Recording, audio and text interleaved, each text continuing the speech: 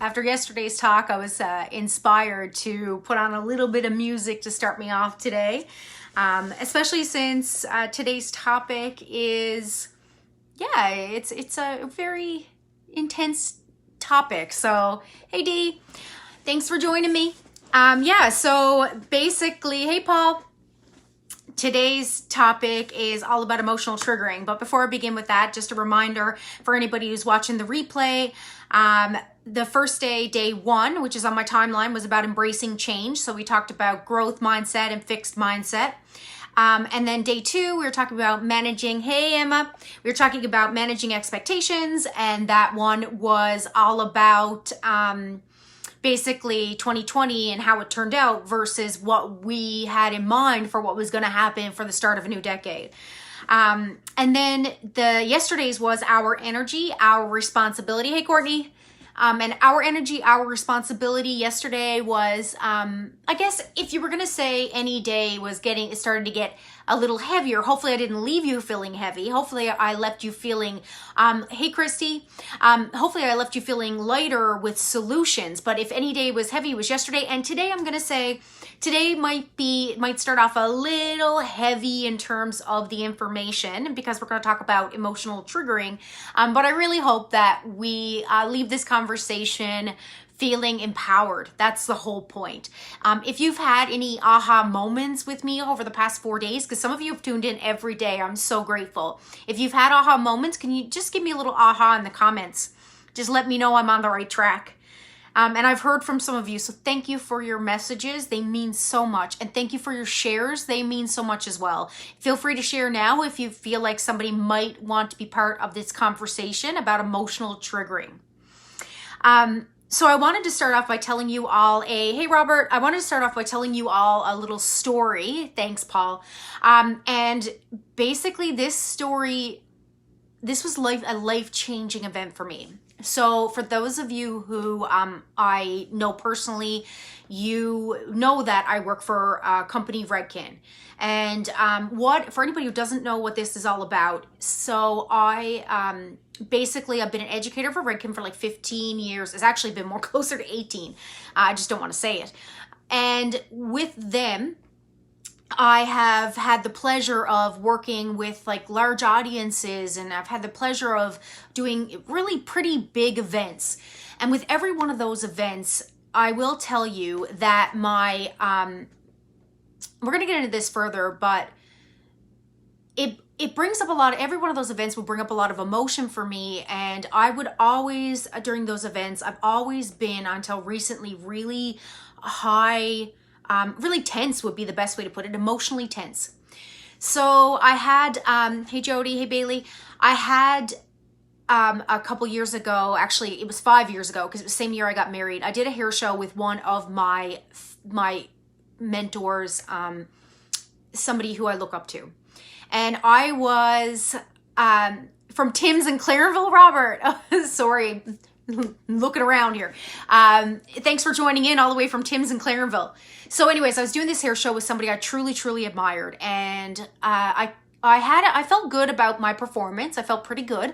But I found out within that week afterwards that the person that I looked up to, admired one of the most in the world, in my industry, didn't enjoy my performance and didn't enjoy working with me.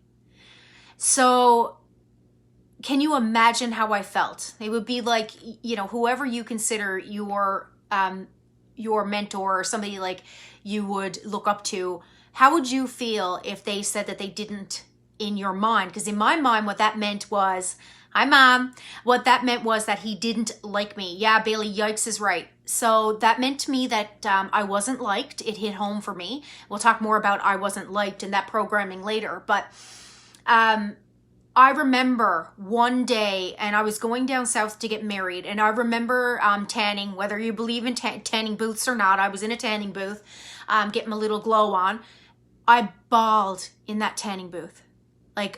Every session I had, I would just take that time by myself to bawl. I cried. But this one day, I didn't think I was going to stop crying. And I realized then how much power how much power I gave away, and how emotionally on the edge, and how I guess how close my emotional nerves were to the surface. If this makes sense to anybody, if anybody's ever had a moment in their lives like this, please let me know below. It really hit home for me, and at that moment, the time when the last time I was crying in the tanning booth, I realized, wow, okay, you know what? Something has to be done here. Number one, thank you for all of you who are saying yes. Number one, I realized that I might be making stories up in my head. Yes, I was told something, but that's a one-time event in my life. Like, this is one event. It doesn't mean that that person didn't like me. That's how I took it. It just meant that my performance that one time, wasn't as stellar as, that person believed it could be. And it was one time in my life. It doesn't define me as a person. But what I really understood at that point was, I have work to do. I have work to do on my emotions. I have work to do, hey Karen, I have work to do on my belief in myself. I had so many insecurities that if anybody, and they were so close to the surface, if anybody touched on them, I would be a mess. I would be a mess. Maybe not as much as crying in a tanning booth for months or weeks, but it would hit me home. If anybody else can relate to this, please let me know I'm not alone.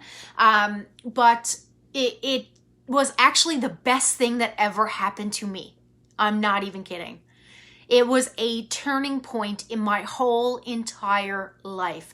I mentioned in video 1 that I have been on this journey of self-discovery and motivational. I knew I wanted to do motivational speaking, and I was nowhere near ready to do it 15 years ago. But I was on this journey to grow myself as a person for 15 years, and this happened 5 years ago. So one thing I want to say to everybody who's watching here, hey Cassie, hey Bailey, Bailey twice. How you doing?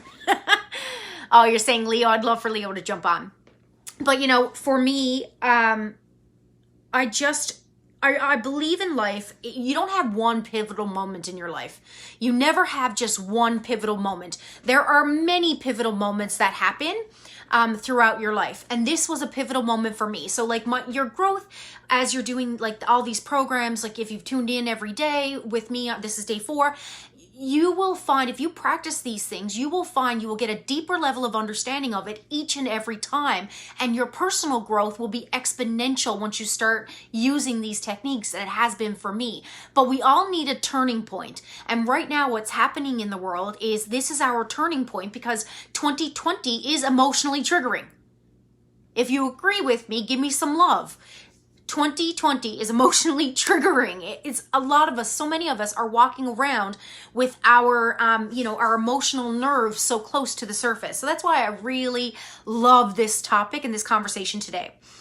So what I am going to share with you is I have at least 6 techniques that I'm going to share with you that are super usable for when you are feeling emotionally triggered. I'm also going to share with you, why do we get emotionally triggered? Where does it come from? Why it's a shared human experience. I'm going to tell you that right now. It is a shared human experience.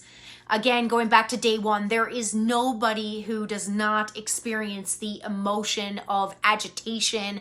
There is nobody that doesn't feel disappointment or hurt. It is something that all of us have in common.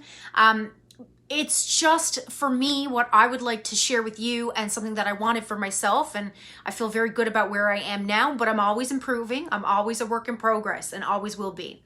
But I want for all of us to not be so caught in it, not to be hooked by it for as long, and maybe not as intensely. We don't have to have these huge emotional waves. The waves can be just, they can be a little lower, a little softer than they necessarily can be if we don't know the difference. If this makes sense, let me know that it makes sense by giving me an MS in the comments. So basically, when we are being emotionally triggered, this is a huge subject. Okay, so I honestly don't know if I've even reached the depth of this this whole thing, because every time I look up emotional triggering, the topic of conversation, or that it's just such a huge topic. But it's basically, we all have thank you, makes sense. We all have beliefs in our lives. So we all have conditioned beliefs that happen to that we take on, and it's and I've talked about this a little bit through past days, but basically what it is as we're children, as we're growing up, we are surrounded by, we have our parents, our family, we have society, all the messaging that we get. We take on parts of it or all of it, and then that becomes our core belief about what's right and wrong. We create rules around it. That's a huge one, rule making. So it could be, give me some examples of what rules you believe or you follow in life, like the rule of being kind to everybody. I mean, that's a great rule, right? But that can send me, and I mentioned before, kindness is a value of mine. We'll talk about values again later, but if your value is kindness, and if you believe in kindness as a rule, as a general rule, then if I notice somebody being unkind to somebody, I actually get emotionally triggered, and I still do. Again, not as much as I would be before, but I have a mom, you'll remember this. So you told me this just a little while ago. I'm going to tell this story. I was going to tell a different one. I'm going to tell this story. But anybody ever see The Land Before Time, the cartoon? The cartoon Land Before Time is about dinosaurs. It was back in the maybe late 80s, early 90s. Hey, Laura. So the Land Before Time, I watched that cartoon as a little girl, and every single time that the mother, I'm sorry, I'm going to give this away, but it's in the beginning, the mother dies, the mother dinosaur, I would bawl. I would make mom put it on all the time, apparently, too, but I would just bawl. Another time, another cartoon was Donald Duck. His nephews would, there was one cartoon that I remember being so triggered by, and it was a cartoon, but Donald Duck's nephews made him think he had died, and they pulled him on a chain, and he had this like angel wings on and a little halo, and they were making him think that he died. So he's just there really upset thinking he's dead, and they're just playing a mean, cruel joke on him. So I would get super triggered by that as a child, because with the dinosaur, life is so unfair that he lost his mom. And with Donald, that's unfair, and it's not kind that his nephews made him think that he was dead. If you have a situation like this that you can think of, just give me a yes in the comments. That it happened for you. But these are ways that I would be emotionally triggered, because I always believed in, like my parents taught me, my family taught me, that it's so important to be kind. And thank you for that, mom and dad. So that would send me off on an emotional trigger, and it, like I said, it still does. And it's those beliefs that really cause us, if somebody tests those beliefs that we have, that's what causes us to kind of get off kilter, or to feel a feeling of unease, right? It's kind of like, Emma, thank you. It's a yes. It's kind of like Donald Trump. If you're a fan of Donald Trump, I'm sorry, I'm about to reveal I am not. I don't actually watch much of his things because I get very triggered by him. For me, Donald Trump is actually probably the best example of the opposite of everything I believe in. So because he triggers me, I choose not to tune into Donald Trump. Because I don't want to put myself in that situation. I just don't need that. So if you have anybody like that, that you choose not to follow because they trigger you, just give me some love there. I don't believe I'm the only one. So one thing we need to realize, though, or I should say one thing I needed to realize, and maybe as society, is that these beliefs, they don't always serve us. So when we talked about the growth mindset in day one, it was all about growth mindset, and it was about growth mindset, and it was about mental flexibility. So this is where with emotional triggering, it's great to go back and watch that episode 1, because when we have a growth mindset, we're a little bit more flexible in how we react to our own programming and our own rules. We learn how to basically, we learn how to adapt and cope with those situations that really throw us off kilter. And we're also not so strung on and not holding on so much to all those rules that we've made in our lives. And the thing is that those thoughts they're just not real. It's just not real. The other, I don't know, I've noticed, this is what I've really, really noticed, and it's ingrained in me. The need to be liked. The need to be liked is ingrained in so many of us. And I talked about this again, I believe it was yesterday or the day before, that's just part of our caveman mind. Basically, we've evolved to need connection for survival. Because of that, the need to be liked and the need to be part of a group is part of our caveman mind. I notice as well from traveling the need to be liked in Newfoundland, where I'm from. I don't know if some of you might not be from Newfoundland. If you're not from Newfoundland and you're watching this, please let me know in the comments. But from Newfoundland, we are really programmed. We really, really like to be liked. And you've heard, I'm sure that we've all noticed how many jokes there are about, or even just comments about how nice Newfies are. And yes, we're nice. It's great. I love it. I love that we're known as a kind society. And I also have come to have a realization that from myself, that kindness partly comes from a need to be liked. If you're with me, give me an amen in the comments. It does come down to the core belief of wanting to be liked. Wanting to be kind and wanting to be liked are not necessarily the same thing, but in my belief system, they're a little intertwined.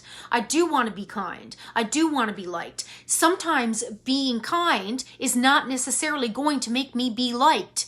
And that's where another way that I've actually triggered myself, because being kind to somebody and basically giving them information, or maybe even trying to be kind and lying to them, didn't serve me in the situation, and it didn't make worse in another situation. Maybe I told them the truth and it made them not like me, which is something that for me, that's a huge belief that I have. I need to be liked.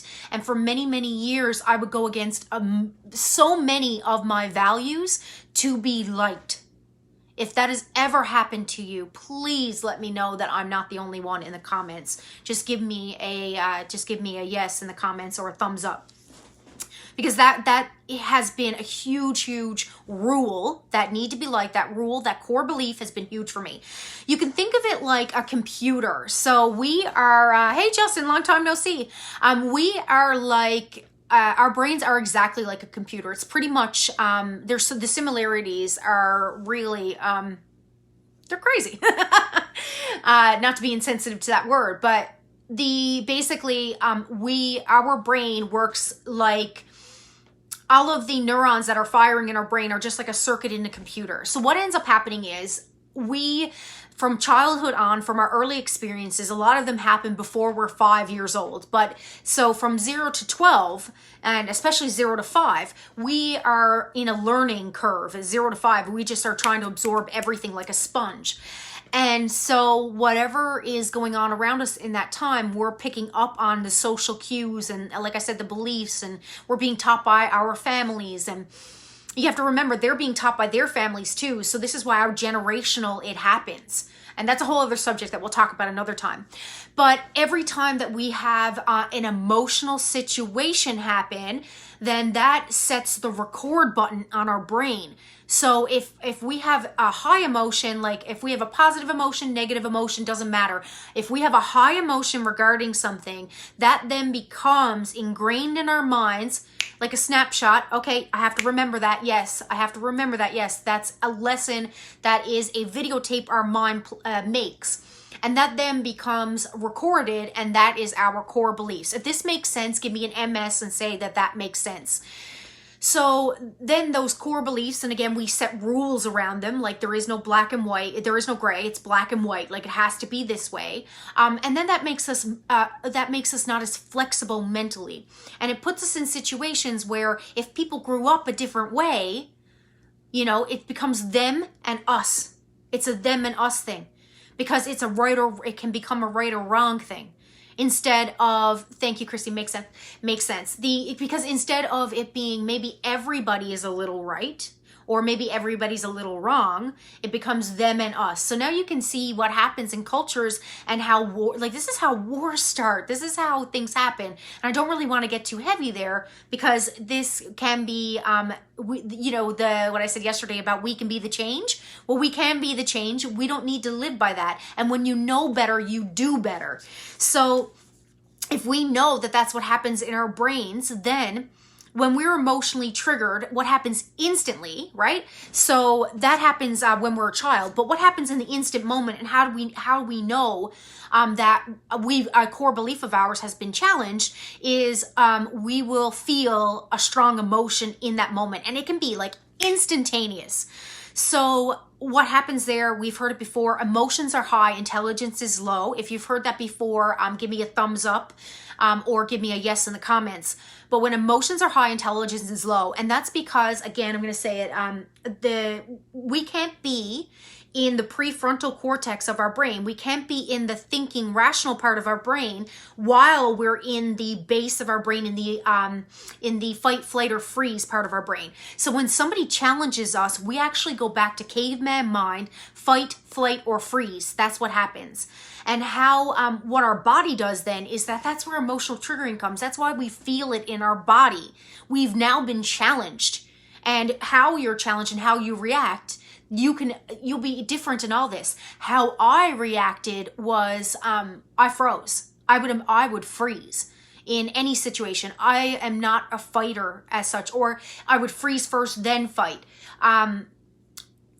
Those are the reactions that I would have. So you're either a freeze or a fighter. I'll tell you when I was a fighter. I'm a fighter with those I know love me, because my need to be liked would overcome that's when I would freeze, because my need to be liked, and now I'm challenged, so I go right to freeze. If I know that, like with my parents, my brother, my husband, I might go more into fight mode because there's love there. If this again makes sense, please let me know with an MS or makes sense in the comments. But that's how I do it. You're going to do it differently, like how you fight, flight, or freeze. Also let me know in the comments, are you more a fighter, flighter, or freezer? So I am a freezer and I am a fighter.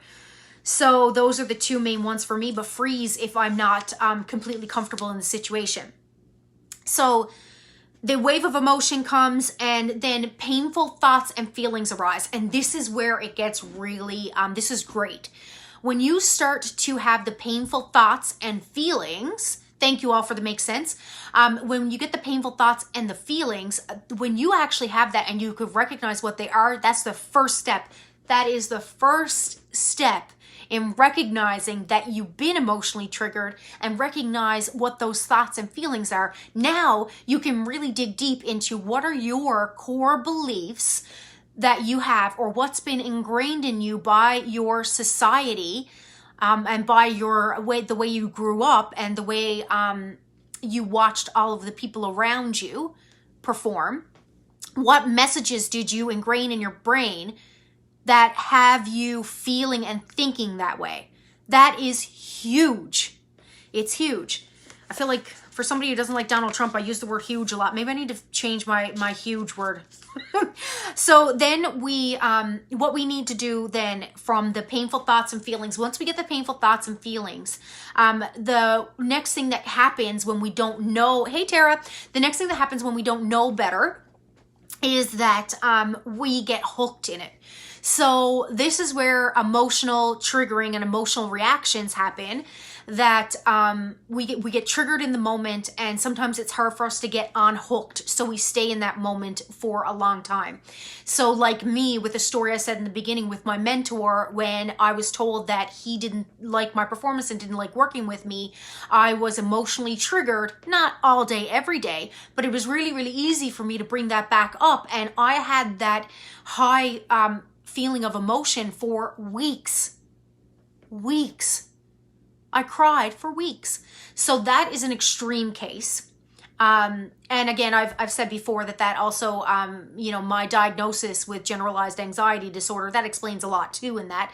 However, I know I'm not the only one because I've talked to people. I know I'm not the only one who's had, maybe had a dream crushed or had a moment in their lives where they've really been challenged, and it's hurt. I know I'm not the only one. So when it comes down to it, the whole goal of this conversation is how do we get unhooked from those thoughts so that we don't then, from yesterday, if anybody can remember what happens when we are around others, when we are emotional, what can we do then? What happens? And I mentioned it yesterday. Emotions are contagious. So if you are triggered and you're high emotion, well, now we've also got the responsibility, like we talked about yesterday. Our energy is our responsibility. Well, if you are one to get emotionally triggered often, or even if at all, we then have the opportunity to pass on that emotion to other people. So the biggest example of this is if you're emotionally triggered, to come home to your spouse and just offload everything on your spouse. And I'm not saying that that's a bad thing to do. Sometimes we need that to happen. However, we also, if that's going to happen, we also need to have an understanding about when and how and in what scenario can we do that. And maybe our spouse isn't the best one to do it with that day. Maybe we have somebody else. This is what true friendships are for as well. And it's really great to have somebody that you can share these things with, these high emotions with, that will help you be productive and not stay hooked in it. So I'm going to say that again. It's really important to find a friend or find somebody around you who's going to help you get past it and not get hooked in it so that they get hooked in it too, and it's not this emotional contagion. If you're liking this information, give me some hearts, give me some thumbs up here in the comments. And again, sometimes those people are not your husband or your mom or your dad, or, it can be, but it's important to find those people in your lives. So, that will be your next step in homework too. If you don't know if you don't know you have somebody like that in your life, it's going to be time to find a person like that in your life, because that is part of your foundation. We are all human. We all need to express ourselves. If you don't express yourself, the emotional contagion becomes a dis-ease. So a mental dis-ease. Dis-ease means that you are out of alignment. You're out of ease with yourself. So you can create your own disease by not letting these emotions out, by not expressing them. It was like in the episode 1, I talked about the rubber ducky. If you take all those emotions that you have and you suppress, push that rubber ducky under the water, you let go, that rubber ducky shoots up and flies out. And that's going to happen to your emotions, but at the wrong freaking time. If this has happened to you, or you know somebody it's happened to, or it's almost happened to you, give me a yes in the comments. I know it's happened to me before. So there's many reasons why we need somebody to chat with. We need somebody to be real with. And we need somebody to be real with, though, the ones who are going to help us dig ourselves out of it, out of this emotional triggering, not get ourselves more hooked into it. So not in that conversation I talked about yesterday where we have the emotional contagion, where it's misery loves company. Those are not the people we want to be chatting with right now. And those are, and then we need to be, with what you learn now today, you can also be a better support for the people in your lives that you love who are Eeyores, and you want to help to bring them out. So I'm going to share with you some tips to bring yourself out of an emotional triggering situation. And I'm also going to give you those tips also help somebody else. So you're going to be able to help yourself and help others with this, which is amazing. Chrissy, a lot of us were raised to suppress our feelings and to protect ourselves 100%. That again is a societal thing. It's and it's also, I think, programming is with feelings, like with we weren't necessarily taught how to deal with our feelings, and neither were our parents. So what we have to remember is it's generational too. We can break the cycle though. And I think we are breaking the cycle with the next generation. But crying being a sign of weakness. Well, if crying is a sign of weakness, then don't cry, don't get upset. And that's especially true with men. That's poor men on here. That emotional programming, is very, very hard to get through. And Deb says, absolutely. So basically what we want to do is we want to avoid getting hooked, avoid being an emotional contagion. Chrissy says, poor men. I don't know if you're being sarcastic now, if you're being real, but it is poor men. It is, and I believe you're being real. It is poor men because they just can't get it out. And it really, they have I'm just going to say generalizing. They have a hard time expressing emotion because that's what society has told them to do. That's ingrained. And yeah, I thought you were being real. So in terms of emotional contagion, and every time this happens, every single time we get an emotional trigger around something that we haven't recognized as a pattern for ourselves, it actually digs its way deeper. So every single time you get emotionally triggered by something, you're telling, your brain is telling your body, and your body's then feeding it back to your brain through emotion that, you know what, this is real. This is something I believe in. This is something I need to fear of or avoid, or I need to fight, flight, freeze on. So then it becomes way more ingrained every time we get hooked. If this makes sense, give me a MS or make sense in the comments below. So when we're looking at solutions now, so now we know, I'm sure I've brought the point home about where emotional triggering comes and what happens when we're emotionally triggered. And basically, I think that I pretty much hit home how it's not good for our health, and it's not good for our relationships. So what do we do if that's the case? So I have some major solutions for all of us, and what have really, really worked for me. If you want to know what these are, and if you're interested in trying them, give me a yes in the comments. So the first one is in the moment when you feel and you're emotionally triggered, what you can do is you can become, and this is the best one, you have a mindful moment. I talked about this before, mindfulness. If you want to know more about actual mindfulness and what it is, then you can go to, I believe it was day 1 or day 2. I talked a lot about mindfulness.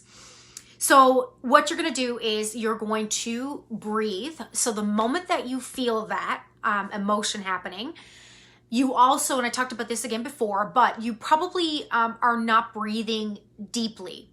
So have you ever noticed how when you're in a situation, again, fight, flight, or freeze, breathing becomes shallow and fast-paced? And it might not be super noticeable at that very moment to you. However, most times that happens. And as I mentioned before, we need 20% of our brain power simply for focusing and simply for the processes, the prefrontal cortex, the processes of our brain that keep us in a rational state of mind. So in order for our brain to be firing on all cylinders, we need to breathe. So the first step, hey Marjorie, the first step you're going to have is to breathe, and then breathe deeply. So as you're breathing, what you want to do is notice, where are you feeling the emotion? Most times for me, when I feel emotionally triggered, I feel it in the chest. So I will get a tightness in my chest. And I also, not so much anymore, but I used to really, really feel the tears coming. But it usually started in my chest for me. If you recognize or you already know where you feel it for you, let me know. Usually it's belly, chest or heart, and throat. That's the usual ones, but not necessarily. So the next thing you're going to do, so it's going to be breathe, and then you're going to notice where it is. And the best thing with this is, or the best advice I can give is, don't try to fight it. Just notice it simply without judgment. So as best you can. It gets easier with time, but notice it without judgment, because it's not right or wrong. Our body is doing what it was designed to do to protect us. You can even thank your body for doing what it was designed to do. And remember, your body was programmed, your mind was programmed to do this from a very early age. and to reprogram. If anybody's ever I've never tried it, but I'm assuming if I know what it's like to reprogram my brain because I've been doing it. But if you've ever tried to reprogram a computer, I'm sure that there is a big process with that. So be kind to yourself. Be super, super kind. So we're going to breathe. We're going to notice. The next thing we're going to do is we're going to name it. So name the emotion that you're having. Again, talking the other day, episode 2, I believe, we're going to name the thought that we're having, or we're going to say, I notice I'm having the thought that.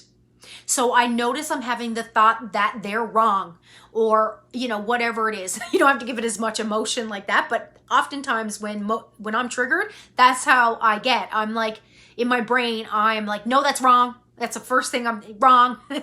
So, and I believe that I'm not the only one there. Thank you all. So Emma says her throat. Jasmine says her chest and her throat is where she feels it.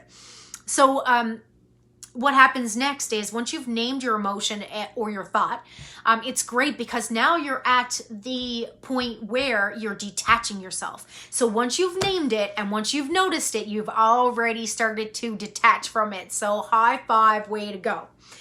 Then you're also, I mentioned this before, but the biggest, I don't want you to forget this step, is allow it to happen. The more you push it down, again, I don't need to go over it again, but the rubber ducky scenario, don't push it down. It will pop back up. If you need to excuse yourself, do that. Excuse yourself from the situation. So if you need to go take a breath in the washroom, hey, Mark, long time no see. If you need to go to the washroom and excuse yourself, do that. Calm yourself, breathe some more, notice it. There is absolutely nothing wrong with that. By doing that, you are saving yourself from possibly acting in a way that is not aligned with your values. You are saving yourself also from being that emotional contagion. And I promise you, you will be proud of yourself. Now, I'm not saying that you should not be proud of yourself. If you do express emotion around people, you most certainly should. And sometimes it's completely warranted, but that's a personal thing. And not everybody is okay with being as vulnerable, crying around other people. And not everybody, and I'll talk about this in a moment, but not everybody you're going to cry around is going to be emotionally supportive. If this makes sense, give me a make sense or an MS in the comments. So the next thing that you want to do is, and this is, I love this one. This is something you want to do now. I suggest you do it right after this program. You want to have a mantra. So basically, by having a mantra, you will be able to tell your brain something, and you'll be able to get yourself more distance from what's going on. So a mantra is basically something you tell yourself. There's a couple things that about a mantra that has to be true. It has to be true for you. You have to believe the mantra. There's no point to say something if you don't truly believe it. So that's why I suggest you actually get your mantras ready now. That is from neuro-linguistic programming, and neuro-linguistic programming it has some science base for sure, and there are some psychologists and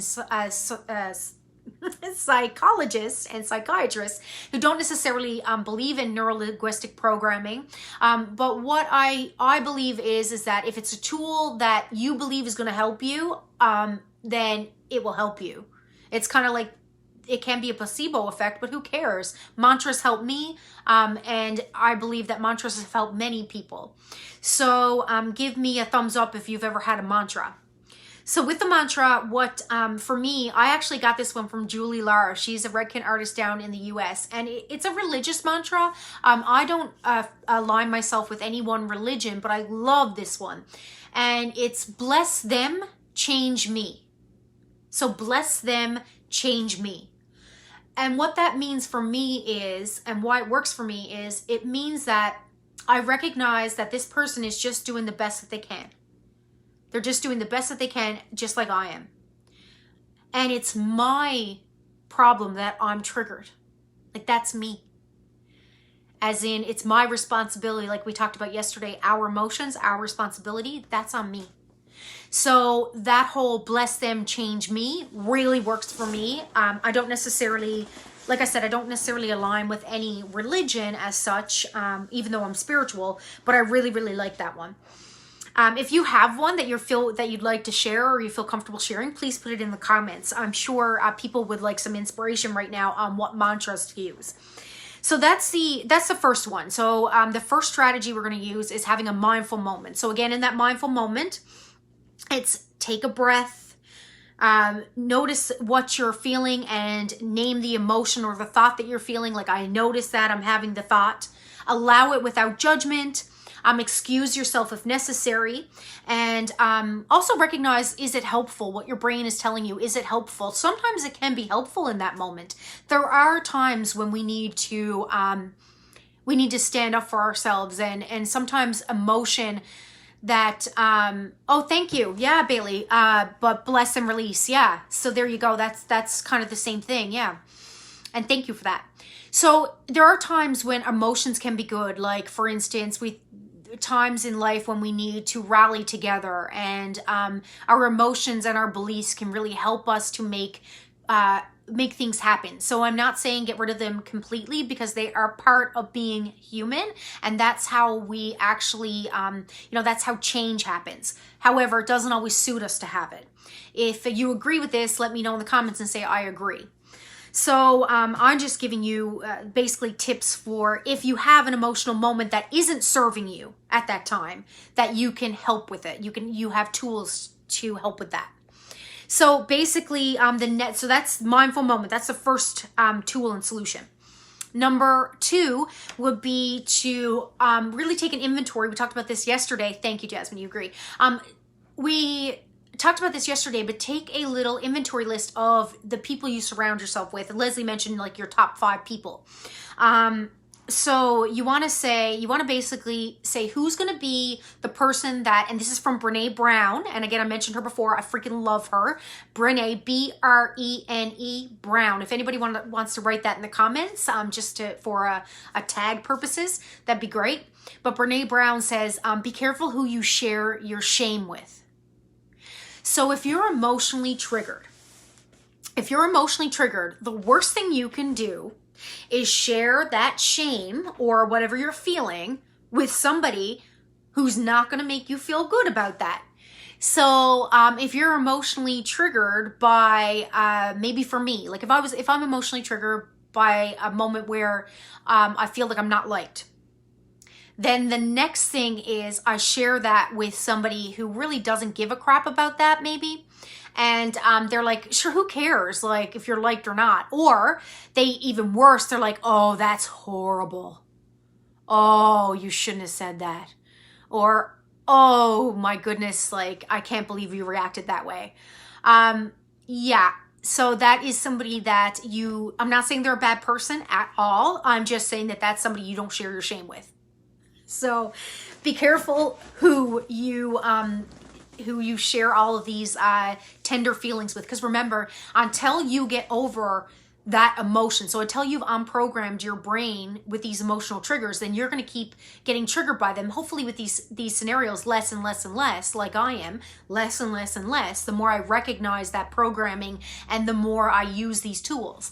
So, but until then, you're still going to be triggered by it. And now you might be double triggered because now you're feeling shame or you're feeling bad because you're not getting the support that you're looking for. So that's why I say, when you think about who's surrounding you, it's really important to have that person, that cheerleader who's around you, who is ready to support you in the way you need to be supported, because that's really different for all of us. If this makes sense to you, give me another makes sense in the comments.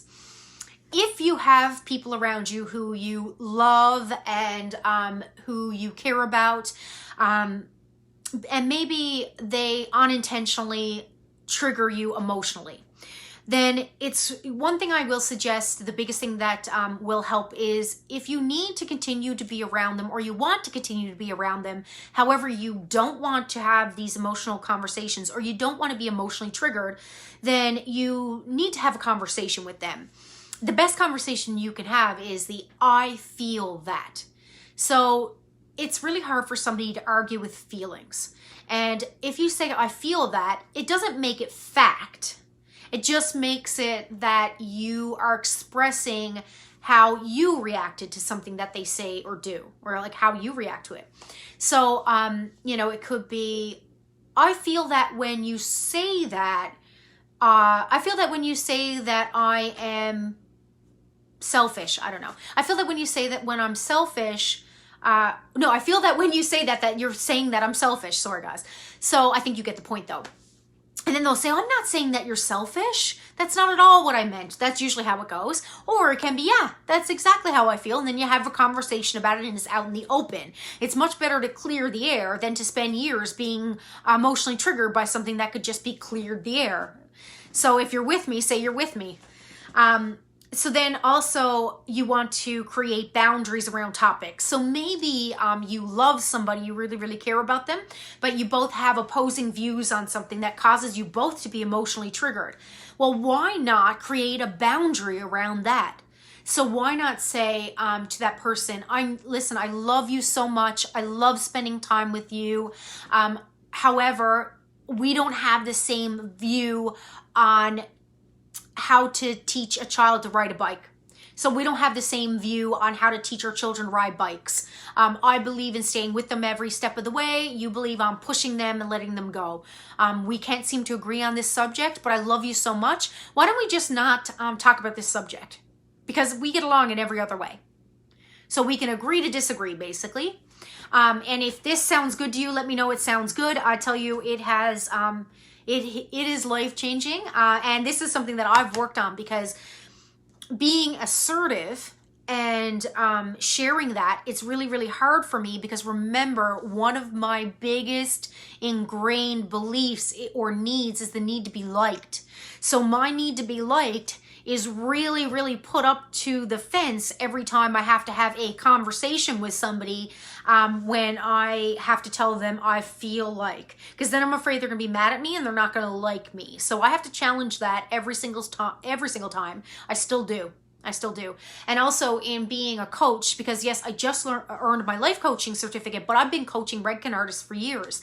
And sometimes coaching people, my need to be liked is not as important as my need to coach and care for them and give them what they need. So coaching them, giving them the gifts of knowledge and giving them the gifts of how they can improve, that's my role. And sometimes that comes straight up against being liked. So that's been something that I have spent a long time and am still working on digging that out. And so what I've come to realize there, and what's really the advice that's been given to me, and it's by Johnny Stellato, he's a motivational speaker in the hair world, is that now I coach with love. So the best I can do when I'm having these conversations, so I'm telling an I feel statement, or I'm setting boundaries, I'm not doing it from a judgmental place. If I don't feel love for that person at that moment, I don't have the conversation. So I'm going to say that again, because this is super powerful. If I don't have love for that person in that moment, I don't have the conversation about whether it be that I'm trying to coach them, whether it be I'm trying to tell them how I feel, and whether or not I'm trying to set up boundaries. I don't do it if I don't feel love. I don't do it if my emotions are high and my intelligence is low. It's not productive. And I don't do it if their emotions are high and intelligence is low. If this is good information, please, please, please give me a little like 2 high fives, like the hands up in the comments. So thank you, Chrissy. She said, your honesty with love has helped me grow so much. I'm so glad. I am so glad. And again, none of this information, I wish I could say I made it up. I haven't. I might put it together well, but I didn't make any of this up. This is stuff that has been shared with me, taught with me, or I've gone looking for. And so the information is available for any of you. So that's number 2. So number 2 is creating boundaries, making sure that you have somebody to share your shame with. That's from Brene Brown. And making sure that you have I feel statements and boundaries. So that's relationships, what you can do with relationships. Number 3, I love this one. So this is really fun. This is kind of funny, and Mom, you'll laugh at this. So when I was, I've always been aware of my strengths. It's something that I think my parents were a little worried about my confidence. So not to say I don't have insecurities, because I really, really do. Equally though, I know my strengths. So when I started doing this strengths and inventory log. I loved it. So what you can do is, I mentioned values yesterday, so you really want to be aware of what your values are. And I mentioned if you want to know how to do that, please go back to yesterday's video, day number 3, and that is our energy, our responsibility. So you want to find out what your values are. That's very personal. There's nobody that's going to have the same top 5 values as you do.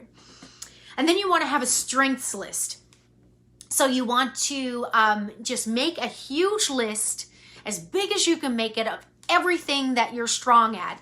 If you are not necessarily, if you've never done this before, or maybe you have low self-worth, which happens, then this may be a little bit tougher. But start off with the small things, like maybe one of your strengths is maybe you're good at finding solutions. Maybe you are a great artist. It doesn't matter. It could be maybe you're really, really good at brushing your teeth. Start as small as you need to, and just let it flow. Let it flow. But you want to spend 5 minutes and write as many strengths as you can. If you have a really difficult time, or if this interests you and you really want to know what you're good at, then there's an amazing book called Strength Finder 2.0. So if somebody can write that in the comments, that'd be great. Strength Finder 2.0, and that will give you your top 5 strengths. And the whole premise of the book is all about, oh, thank you, Kelly. The whole premise of the book, Strength Finder 2.0, is giving you your top 5 strengths, because a lot of society tells us to focus on our weaknesses and build on them. But that's okay, fine, if you can, but why not spend time working on your strengths and being badass? So that book doesn't call it badass, but I like it.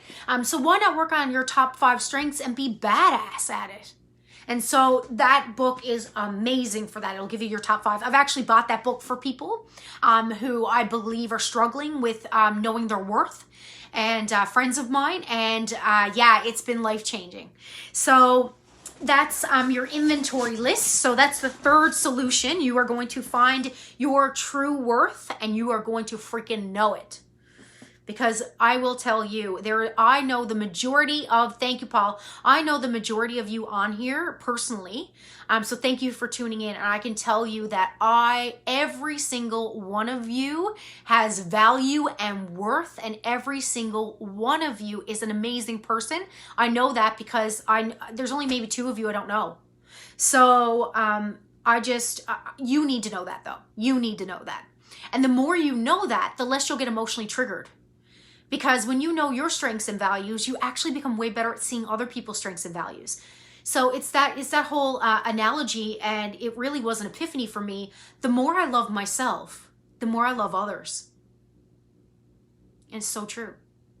So I really hope that you do get that one, because when you, hey Heather, and hey Barrett, so when you know your strengths and your values, you do better, you love better, you are a better friend, you're better able to see strengths in other people. It's just compound interest in all of this.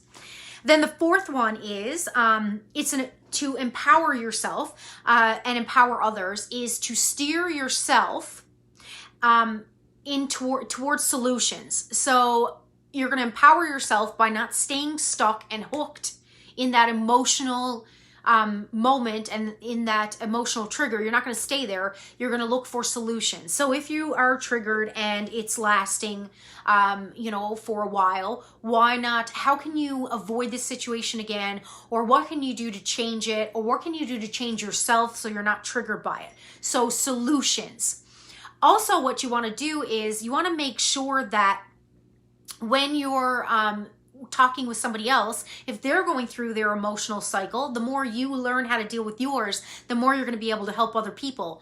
But if you are sharing space with an Eeyore at that moment, and they're presenting as an Eeyore at that moment, because nobody's fully Eeyore and nobody's fully Tigger. From yesterday we talked about this, but if you're sharing a space with somebody who's acting like an Eeyore right now, then be productive, and let's share with them how they can find solutions. So steer the conversation into solution oriented. That might look like if I'm having a conversation with if I'm having a conversation with my husband and he is complaining about one of his friends, how they get on his nerves, like maybe one of his friends he feels like is using him. And so instead of staying in that conversation, that gossip, which again, we talked about, I think in day 2, how gossip makes us connect and helps us to connect, but it's not empowering. So how do we then get into a more empowering? It's like, okay, well, you know what? That's very true. I understand why you feel that way. It would be normal to feel like that person is using you in this circumstance. So what can we do, or what can you do so that you don't have to go through this again? Is there anything you can do? So that would be a way that you would help to empower them. So you're passing on the power. When you do it with yourself and you look for solutions, you're empowering yourself and you're helping your growth mindset, which was video 1. Oh, I'm glad that this is helping. And so then you also want to, the biggest thing here when you're chatting with yourself or with anybody else is to have some compassion that it's normal. Emotional triggering is normal. Feeling low is normal. Being an Eeyore sometimes is normal. And again, it's guiding them towards what they want and guiding them towards solutions. If this is good information, let me know it's good information in the comments by just giving me like that little high five or a yes in the comments. So that's number 4. And then we have number 5 would be your values. I'm not going to go over that again, but I keep telling and I keep bringing up values because it's life-changing. When you know what you value, what your core values are, you almost know your own religion. You know, forget about the word religion as in like what we normally see it as, but you're almost creating your own religion. You are creating your own set of principles and guidelines that you can follow. And so instead of that whole saying, what would Jesus do? It's like, well, no, what would I do? You know, what would Stephanie do, or what should Stephanie do? So that's how I see values. Their values are very valuable. And then finally, number 6 is, again, we talked about this before, and this is a neuro-linguistic programming thing that does work. It's simply in the moment. If you're feeling triggered, it can help to smile. That's not always possible, but it depends on how emotionally triggered you are. If you're only a little triggered and you just don't want to get more triggered, and if it's socially appropriate, because if you're emotionally triggered, for instance, by maybe a story about children being harmed, then it's not right in that moment to smile. But if it's socially appropriate, then smile. It will trick your brain into thinking that you're happy or you're okay. So that one is, it has to be the right situation. I actually, ironically, just watched a Modern Family episode today. That's so ironic. I never thought about that till now. That Claire had this weird thing when she was telling people about somebody dying. She couldn't help. She had this weird tick, like she'd smile when she was telling somebody that they died. So look up that episode if you want to see how weird it would be if you use the smile thing inappropriately. But I know you're all smart people, and I know that you're all emotionally intelligent, so I know that you'll know when to use it appropriately. So that's those are the things that will be life-changing when emotionally triggered. So mindful moment, to make sure that you have your person. Make sure that you set up boundaries with everybody else. So you got your person you can share your shame with or share your emotions with, and you also put boundaries around everybody else around triggering topics. Number 3 is you are going to make an inventory of your worth. What are your strengths? Why are you unique, and why are you so freaking fabulous? And then you're going to empower yourself and others by being solution oriented. And number, what are we on now? 5, 6. We're going to find our values. And then finally, if appropriate, we're going to smile. I appreciate how many of you have tuned in for day 4. There's one more day to go. It's tomorrow. So I can't thank you enough. I can't thank you enough for the shares. I've had so many shares on this. I've had so many inboxes. It's been amazing. Oh, Chrissy says, I do that on my way to work if I'm cranky. I practice smiling. I love it. Yeah, practice smiling and smiling at yourself in the mirror even is even better. Oh, you're welcome, Patty. This is my passion. This is what I absolutely love to do. These videos are here as my give back. I am not necessarily volunteering right now with, like, I usually volunteer with the Mental Health Association, or I started to this year. There's nothing on the go with them as such that they need volunteers for. Then I was wondering, well, what can I do to give back? And this is it. And not only that, but I enjoy it. I enjoy the hell out of it. So thank you for being here with me. I want to leave you, well, tomorrow is going to be all about a plan of action. I will say that one thing that makes people happy or happier in life is feeling like they're progressing. So tomorrow is a great day, a great topic to wrap things up, because I'm going to give you everything that I can in 45 minutes-ish or to an hour about goal setting and how you can move forward going back to work or living in this life of COVID with an actual plan of action, and to feel like you're progressing and growing as a person during all of it is such an important conversation, and it's going to tie everything together. So if you haven't watched, this is the 4th video, so go back on my timeline, watch the other 3, or replay this if you haven't seen the full thing, share it, whatever you need to do. I'm going to leave you with this 2 last thoughts, and these are from Maya Angelou, and I absolutely love Maya Angelou. Research her if you don't know who she is. But she said, if you don't like something, change it. If you can't change it, then change your attitude. And I love that because I believe it to be so true.